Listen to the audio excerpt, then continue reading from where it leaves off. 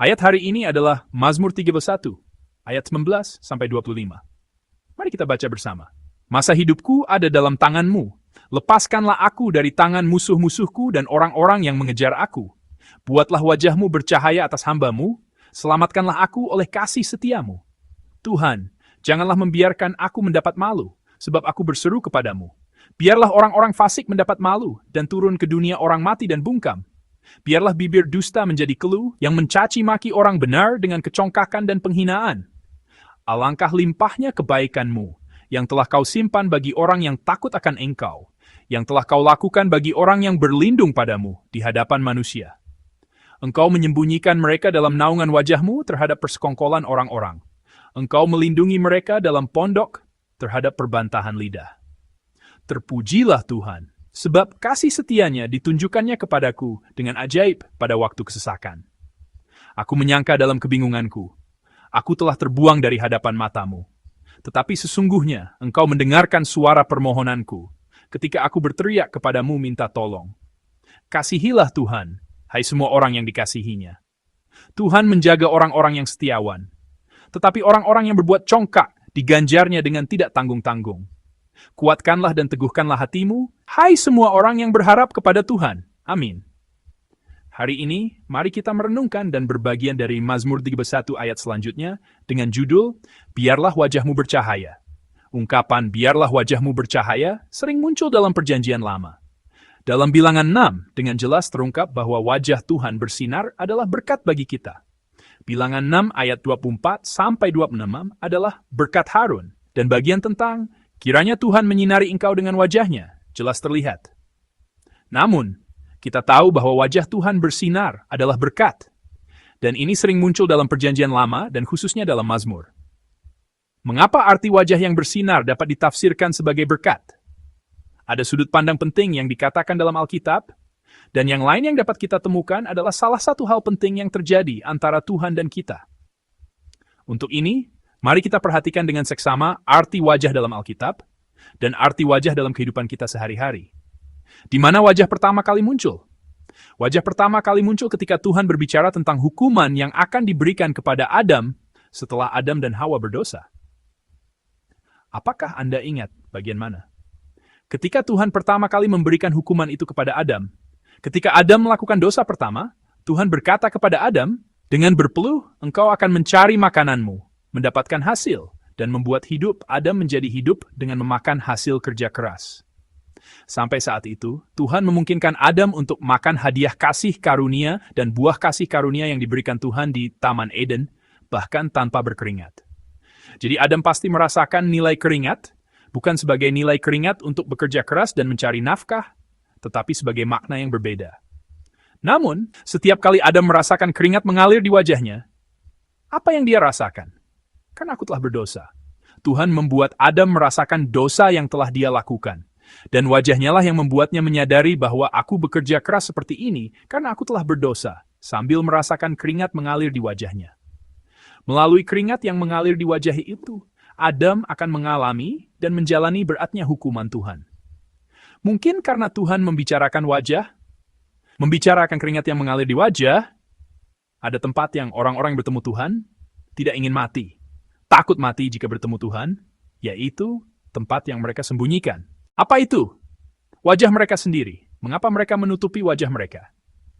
Wajah yang dengan jelas merasakan hukuman Tuhan, orang-orang yang tidak ingin mati ketika mereka bertemu Tuhan, wajah yang mereka tutupi karena takut mereka akan mati jika melihat Tuhan.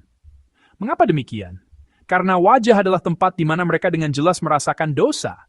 Tempat di mana mereka merasakan bahwa mereka adalah orang berdosa, tempat di mana mereka merasakan bahwa mereka harus mati karena mereka adalah orang berdosa ketika mereka berdiri di hadapan Tuhan.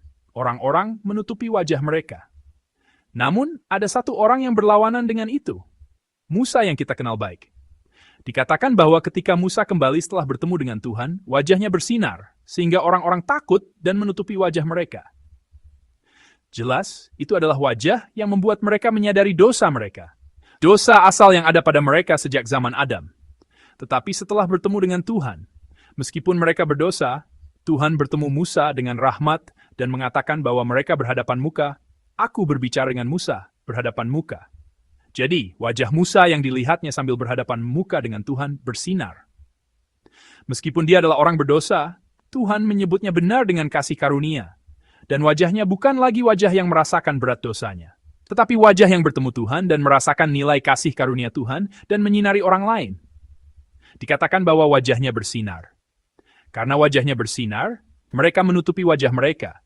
Tetapi sebaliknya, orang-orang yang wajahnya belum bersinar takut ketika melihat wajah yang bersinar itu. Selain itu, ketika Tuhan bertemu orang-orang, ada cerita tentang wajah. Bagian kiranya Allah menyinari engkau dengan wajahnya sering muncul. Apa artinya berhadapan muka?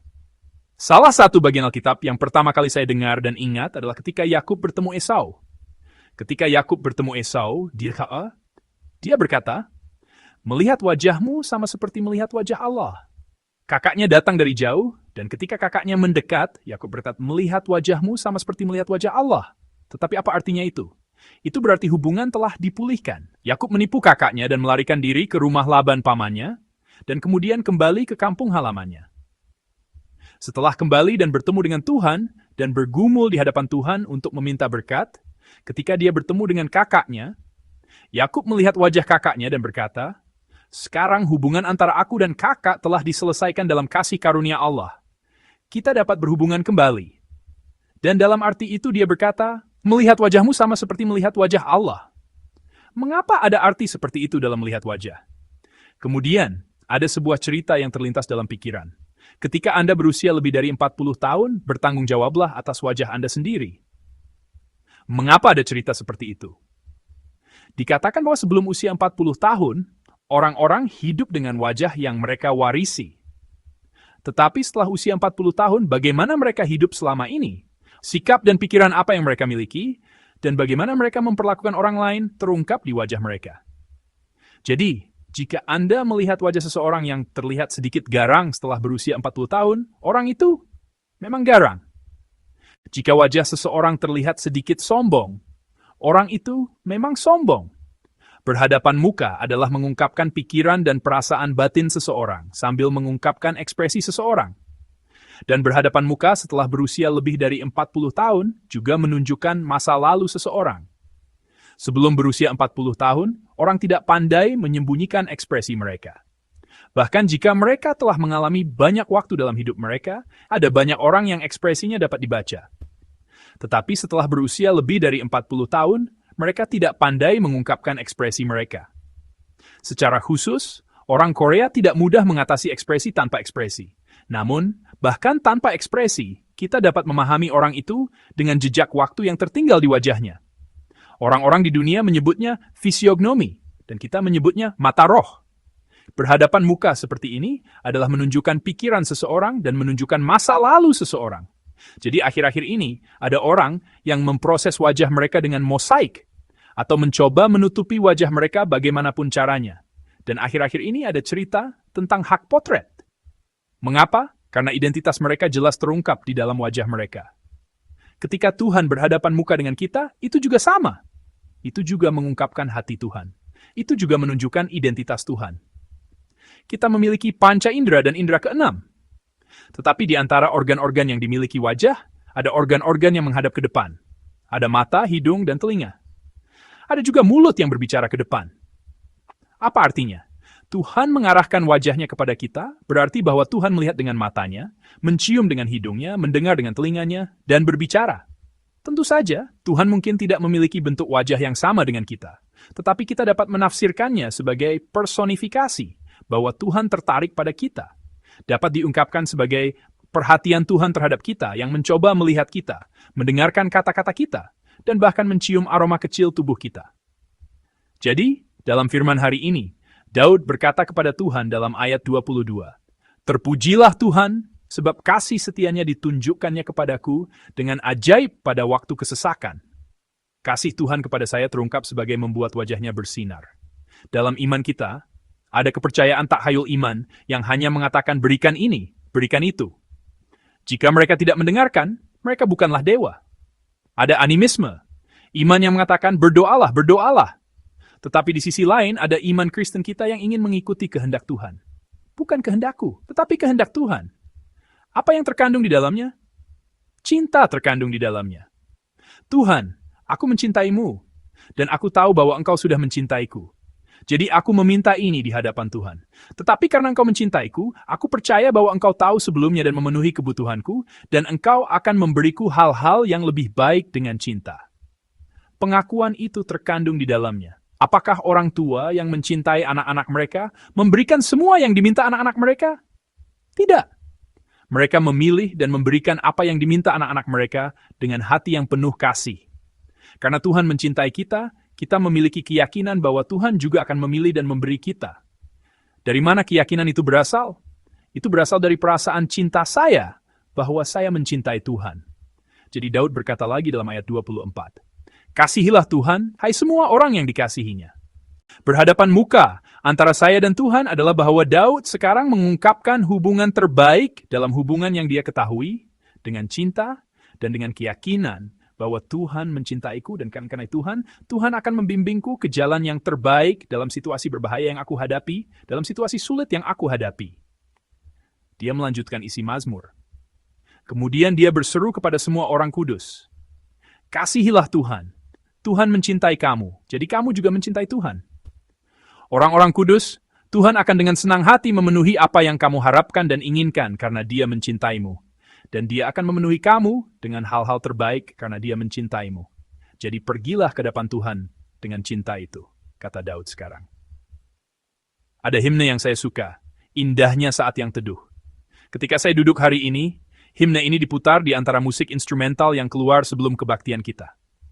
Alasan mengapa saya menyukai himne ini adalah karena liriknya seperti ini. Yesus, namamu yang termanis, mengisi hatiku dengan suka. Namun lebih indah saat nanti, kupandang wajahmu, ya Tuhan. Saya pernah mengatakan ini sebelumnya, tetapi seorang pendeta senior mengatakan itu kepada saya. Pendeta Lee Yung Gon, bagaimana perasaanmu jika kamu bertemu Yesus? Dia bertanya, bagaimana perasaanmu jika kamu bertemu Yesus? Pendeta senior mengatakan itu kepada saya. Saya bertanya, pendeta, bagaimana perasaanmu? Kemudian pendeta senior berkata, saya akan merasa menyesal. Mengapa menyesal? Tuhan telah memberi saya begitu banyak, tetapi saya tidak memenuhi misi yang telah dipercayakan Tuhan kepada saya. Jadi saya pikir saya akan merasa menyesal ketika saya bertemu Yesus, kata pendeta senior. Ketika saya memikirkannya, saya tidak pernah memikirkannya seperti itu. Jadi ketika saya memikirkannya, himne favorit saya muncul di benak saya. Saya mencintai Tuhan, Yesus Kristus. Jadi ketika saya bertemu orang yang saya cintai di depan mata saya, emosi pertama yang akan saya rasakan mungkin adalah lirik himne, indahnya saat yang teduh. Betapa indahnya memikirkan Tuhan, betapa lebih indahnya bertemu dengannya.